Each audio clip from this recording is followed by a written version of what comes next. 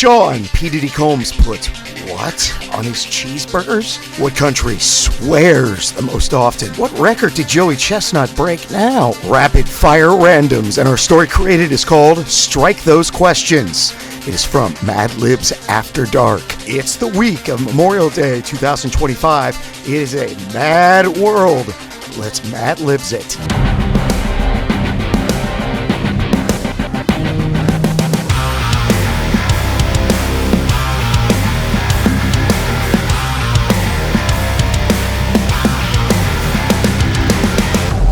Welcome! It's the debut episode, Mad World, Mad Libs.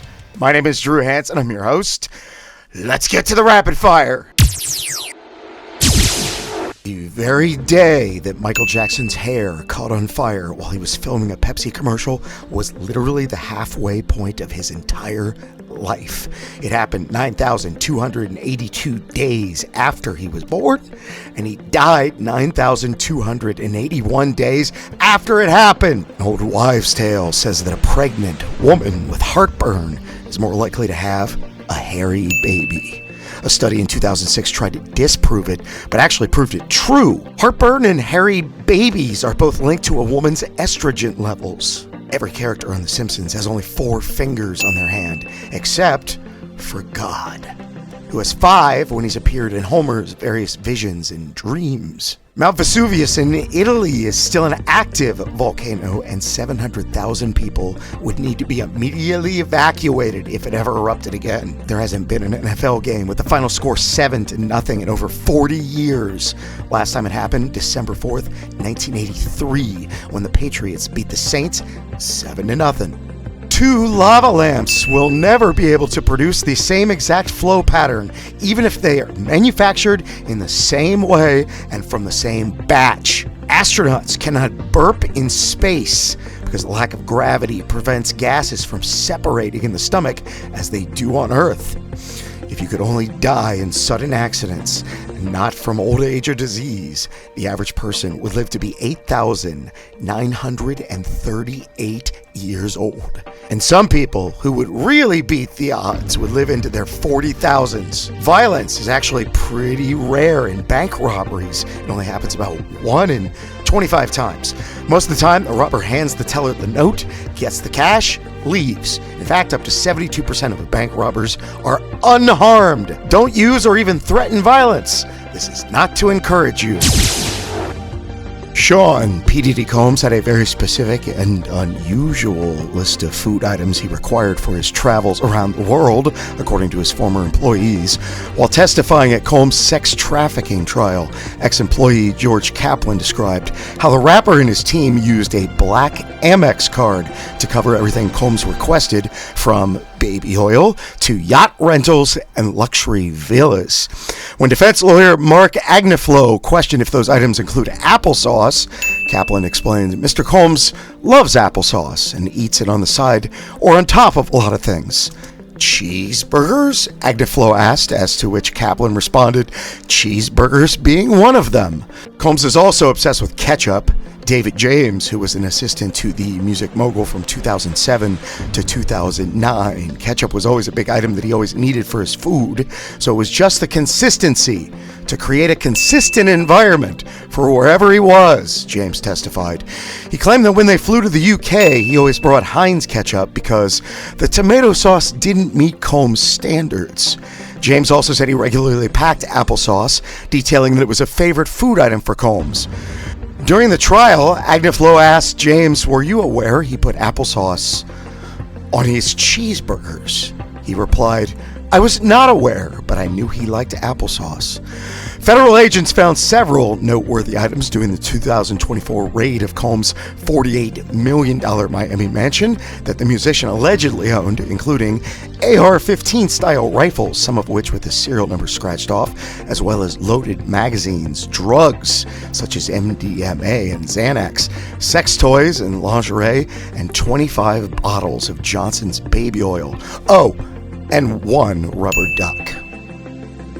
A Charlottesville man is facing up to a year in jail after being arrested on a property damage charge after he tried to make a man-made crosswalk at the intersection of Elliott Avenue and 2nd Street Southeast.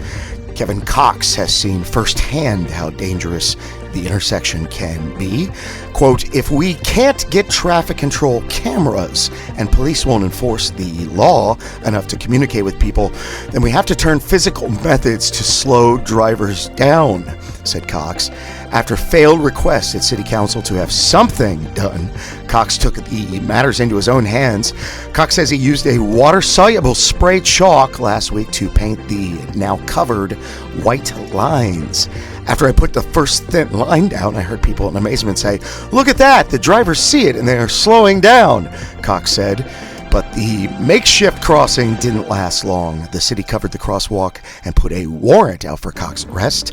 Cox turned himself into the Charlottesville Police Department on Wednesday, but says the fight isn't over.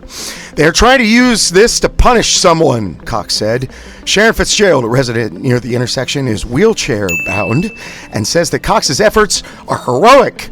There's no access to a crosswalk or anything like that to stop the traffic, so it's kind of dangerous, actually, Fitzgerald said. Fitzgerald said he hopes that this will spark the city engineers to reconsider putting something at the intersection. Yesterday, Mr. Cox turned himself into Charlotte police in reference to the warrant that was issued in connection with property damage on Elliott Avenue. "As this is a matter now pending before the court, we will not be commenting further on the specifics of the case," said a city spokesperson, Afton Schneider, in a statement. Cox's hearing is set for Tuesday, but he also says he is confident in his defense team because he used chalk rather than real paint. "I have plenty of evidence, like we have photographs, and you can see the can and the container, and it says spray chalk," said Cox. Is it wrong to feel oddly patriotic about this? A study last year found America swears more than any other country. Now an even bigger study found it to really be true, at least on the internet. Researchers in Australia analyzed almost 2 million web pages from 340,000 sites, over 1.7 billion total words. And they found that the U.S. leads all other English-speaking language in online cussing. Around 1 in every 3,000 words we write is a cuss word. The UK is next at 1 in every 4,200 words. Then Australia, 1 in every 4,500 words. 1 in 3,000 might not sound like a lot until you think about all the news sites and other websites that never use swear words. The stat for blogs is even higher. Around 1 in every 2,300 words on American blogs is a curse word. They went pretty broad with the definition of what counts as swearing. The 497 words they scanned for included everything from F-word to more benign things like jerk and crap. They've included misspellings like the F-word with 20 U's. The Aussie researchers behind the study nearly seemed angry Australia didn't rank first. They suggested the results might be different with spoken language. Quote, "One possible explanation is that Australians are more conservative when they write online, but not so much when they are face-to-face. Either way, congrats, America. When it comes to cussing, you're pretty daggone good at it." And finally, popcorn popped off because world champ competitive eater Joey Chestnut just went kernel to kernel with his own record. And shocker, he buttered it up and smashed it. Yep, you heard right. Joey went full snack attack at the Rural King in Indiana this Memorial Day, where according to the top popcorn pros, he inhaled 42 servings in just 8 minutes. The man's been out snacking himself for years. 3 years ago, the Guinness Book of World Records confirmed that Joey downed 32 servings of 24-ounce popcorn in 8 minutes, breaking his own previous record of 28.5. Last time he broke the record, Joey nearly lost a tooth, so this time around he was just hoping he'd dodge any rogue kernels unpopped.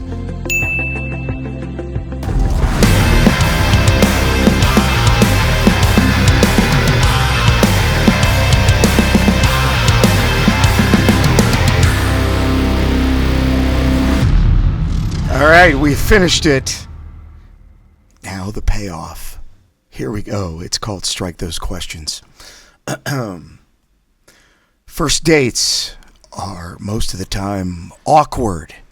You want to ask the good-looking applesauce sitting across from you 1,000 things, but avoid asking questions that are far too wheelchair-bound, such as, how much do you make at your man-made job? What do you think about going to the UK for our honeymoon? I want a pretty big, broad family. How many lava lamps do you want? Do you floss your Michael Jackson's hair regularly? How many fingers have you suggested with?